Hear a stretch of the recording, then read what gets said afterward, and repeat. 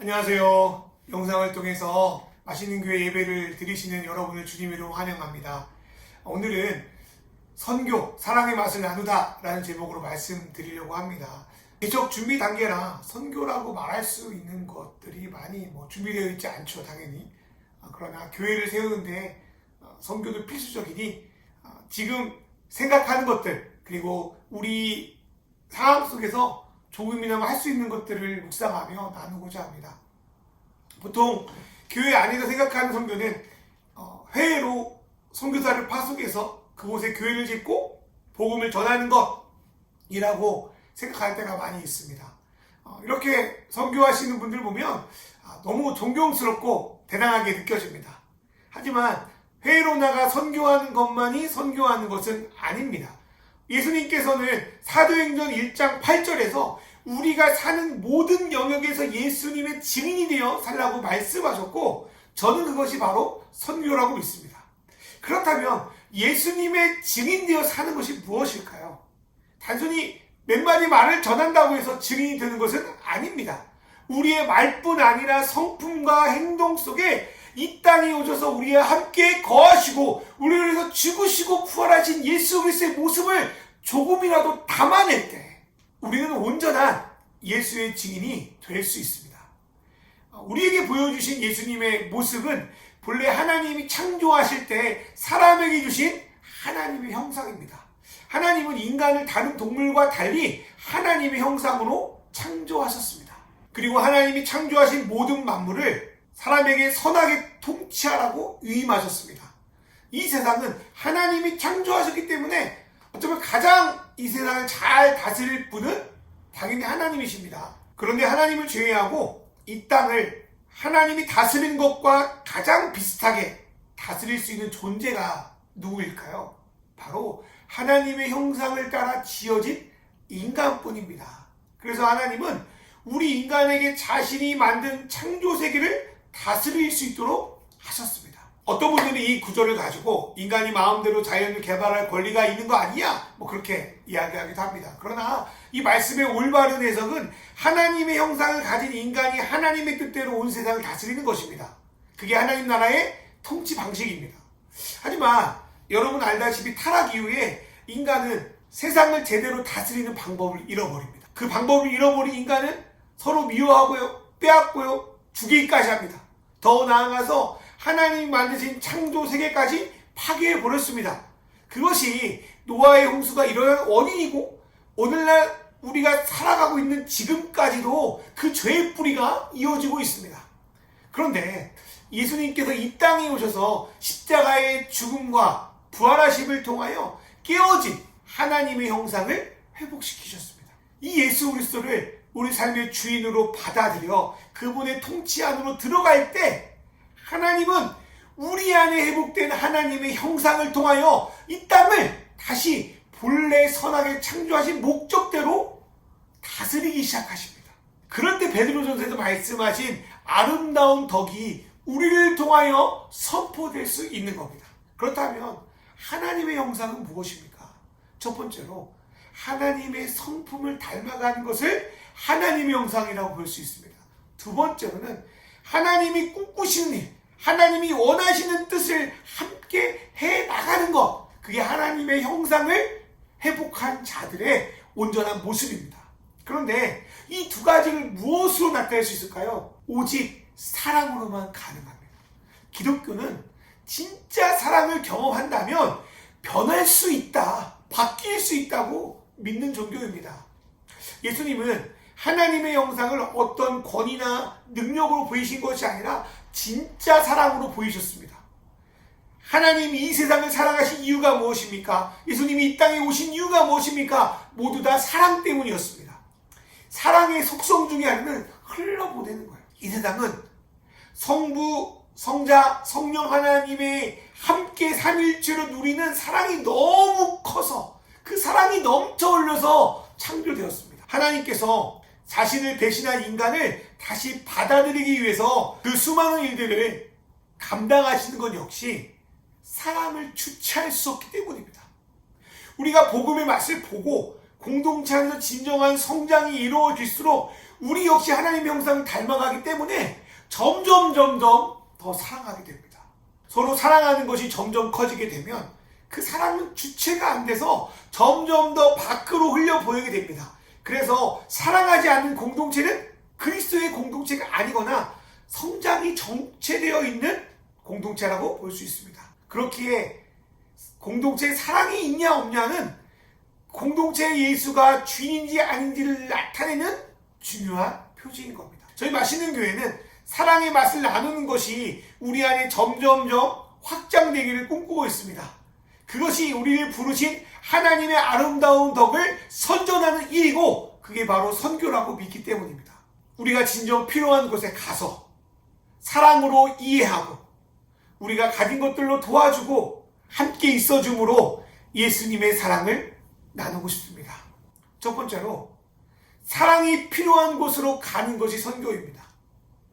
예수님이 부활 후 제자들에게 하신 선교 명령의 첫 번째 명령은 바로 가라였습니다. 물론 이 명령을 듣고 해외로 선교하신 분이 있다면 너무나도 귀한 일이죠. 그래서 제가 볼 때 예수님이 가라고 하시는 곳은 하나님이 보내시는 곳이에요. 하나님이 눈이 머무는 곳이에요. 그게 바로 우리가 필요한 것이고 우리가 가야 할 곳입니다. 선교는 라틴어로 미쇼데이라고 해서 하나님이 보낸다 라는 뜻을 가지고 있습니다. 그렇다면 하나님이 보내시는 곳은 어디입니까? 바로 우리를 필요로 하는 곳입니다. 바울 사도가 소아시아에서 복음을 전하다가 자기에게 복음을 전하라고 하는 그 환상을 듣고 유럽으로 건너간 것처럼 하나님이 보내신 곳은 바로 우리가 필요한 곳이라고 저는 믿습니다. 요즘처럼 가라고 하는 말이 제 마음에 들어올 때가 없었던 것 같아요. 이제까지 한국교회 선교 방식은 계속 오기만 하라는 거였어요. 사람들이 와야 하기 때문에 건물도 좋게 짓고 각종 행사와 프로그램, 이벤트를 자주 열어야 했습니다. 그런데 이제 더 이상 교회는 오라고 해서 오는 곳이 아닙니다. 코로나 이후로 교회에 온다는 것은 더욱 어려운 일이 되었습니다. 그렇다면 우리는 어떻게 해야 됩니까? 저는 예수님이 우리를 구원하기 위해서 하늘의 영광을 버리고 이 땅에 오신 것처럼 우리도 사랑이 필요한 곳으로 가야 한다고 믿습니다. 예수님이 그 당시 신앙에서 소외된 자들을 향해 가신 것처럼 우리도 소외된 자들을 향해 가야 합니다. 이러한 것들은 비단 해외 선교뿐만 아니라 바로 우리가 살아가는 삶의 자리에서도 동일하게 일어나야 하는 일입니다. 저희는 정말 우리를 필요로 하는 사람에게 주님의 사랑을 나누고 싶습니다. 두 번째로 사랑으로 이해하는 것이 선교입니다. 시간이 흐를수록 세대 간의 생각과 사고와 말이 달라지고 있습니다. 그런 상황에서 서로를 이해하는 건 쉽지 않습니다. 특별히 기존 교회 안에서 서로를 이해하는 것은 더욱 어려운 일입니다.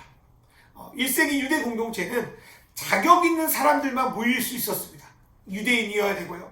율법을 어기지 말아야 되고요. 어떤 일을 하면 안 되고요. 수많은 규칙들이 있었습니다. 그리고 거기에 해당되지 않는 자들을 배척하고 죄인이라고 무시했습니다. 우리가 사는 시대의 교회는 어떻습니까? 말로는 모든 사람이 교회에 올 수 있다고 말합니다. 하지만 많은 전통교회 안에는 실제 보이지 않는 벽들이 많이 있습니다. 자신들과 다른 생각이나 모습을 가진 사람들을 이상하게 생각하고 경계합니다. 특별히 비성경적인 내용, 교회의 전통을 가지고 상대를 무시하기도 합니다. 이러다 보니 교회 안에는 서로 비슷한 사람들끼리 모여 있습니다. 물론 이분들이 그곳에서 예배하는 건 너무 소중합니다. 그러나 이분들을 돌보고 이루어야 할 수많은 목회자들이 그 안에 있습니다. 하지만 제대로 이해받지 못해서 하나님과 복음을 오해하고 교회 밖에 있는, 교회 언저리에 있는 또 많은 사람들이 있습니다. 이분들을 제대로 이해하고 공감해주고 하나님 나라 백성으로 인도할 그런 목회자 가정도 저는 이 시대에 필요하다고 생각합니다.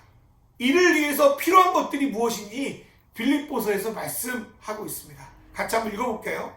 마음을 같이하여 같은 사랑을 가지고 뜻을 합하여 한 마음을 품어 아무 일이든지 다툼이나 허영으로 하지 않고 오직 겸손한 마음으로 각각 자기보다 남을 낮게 여기고, 아멘. 마음을 같이 하는 것, 한 마음을 품는 것 절대 저절로 되지 않습니다. 삶을 이해하고 공감하는 것 저절로 되지 않습니다. 오로지 오늘 말씀처럼 겸손한 마음, 나보다 남을 낮게 여기는 마음에서 가능한 것입니다. 솔직히 하나님 앞에서 제가 상대보다 잘난 게 뭐가 있습니까?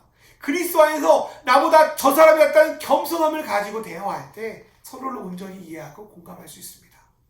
세 번째로 사랑으로 도와주는 것이 선교입니다. 상대를 이해하다 보면 내가 저 사람에게 어떤 필요가 있는지를 보게 됩니다. 이해가 없는 섬김은 자칫 상대에게 상처와 오해로 다가갈 수 있습니다. 그렇기에 상대를 제대로 이해하고 그에 따라 섬길 때 기쁨은 배가 될 수 있습니다. 또한 사랑은 내가 할 수 있는 것을 해야 합니다. 물론 사랑에는 희생이 따라요. 그러나 그 희생은 내가 또 나의 가족이 감당할 수 있어야 되는 것이기도 합니다. 감당할 수 없는 섬김은 지속 가능하지 않고요. 서로에게 상처만 남길 때가 많이 있습니다. 또 사랑은 은사에 따라 도와줘야 합니다. 하나님은 각기 사람에게 필요한 은사를 주셨습니다. 그 은사를 통해서 사람을 돕는 것이 가장 현명합니다. 내가 감당해야 되면 주변의 도움을 통해서 함께 섬기는 지혜도 필요합니다. 마지막 네 번째로 사랑으로 함께 해야 합니다. 이처럼 사랑으로 이해하고 돕게 되면 서로에 대한 신뢰가 쌓이고요. 그리스도 안에서 점점 성장하게 됩니다. 아이가 부모의 사랑을 받고 점점 자라 나중에는 부모에게 사랑을 주는 관계가 되는 것처럼 사랑을 받은 사람은 사랑으로 성장하여 함께 사랑을 주고받는 관계가 됩니다. 일방적인 사랑을 주는 것만으로 사람은 성장하지 않습니다. 사랑을 받는 법뿐 아니라 주는 법도 배워야 합니다. 선교도 마찬가지입니다. 진정한 선교는 사랑을 통해 예수를 알고 예수로 변화하여 자신도 함께 사랑을 주는 동역자로 성장시키는 겁니다. 그것이 진정한 선교의 열매라고 믿습니다. 바울 사도는 처음에 복음을 전한 자들을 자신의 동역자들이라고 표현할 때가 많습니다. 대표적으로 디모데, 디도, 브리스길라와 아굴라, 마가, 루가, 루기오는 엄청나게 많은 인물들이 처음에 바울에게 복음을 들은 사람이었는데 함께 사랑하고 함께 성장하고 함께 선교하다 보니까 바울의 동역자가 될 정도로 자라났습니다. 저는 또 우리는 또 저희 교회는 저희를 통해 많은 어떤 작은 열매들을 맺는 것보다 이렇게 동역자가 되는 사람들을 키워냈으면 좋겠습니다. 제가 요즘 양육하는 친구에게 나는 너와 이렇게 모든 양육 과정을 끝내고 네가 그리스도에서 온전히 살아낼 뿐 아니라 너도 다른 사람을 이렇게 양육해서 그리스도인으로 세우는 일을 했으면 좋겠다. 그런 바람을 전한 적이 있습니다. 저희 마시는 교회는 이렇게 진정 우리가 필요로 하는 곳으로 가서 서로의 벽을 무너뜨리고 이해하고 공감하고 실제 필요한 것들을 도와줌으로써 목회자 성도 관계를 넘어 서로 동역할 수 있는 그런 선교의 열매를 맺기를 꿈꾸고 있습니다. 저희는 어디로 가서 선교하는 것만이 선교라고 생각하지 않습니다. 우리가 있는 곳, 지금 이 자리에서 하나님의 소명을 발견하고 사랑을 베풀어야 되는 이들에게 그 사랑을 나눌 수 있다면 그것이 바로 선교입니다. 그리고 그 선교를 우리의 삶 속에서 구현해내고 싶습니다. 사랑하는 그리스도인들 여러분, 선교를 선교사님이나 교회에게 맡기지 마십시오. 하나님은 우리 모두를 선교로 부르셨습니다. 우리가 할 수 있는 영역 안에서 실천해 나가며 하나님을 기쁘시게 하는 여러분 되시기를 기도합니다.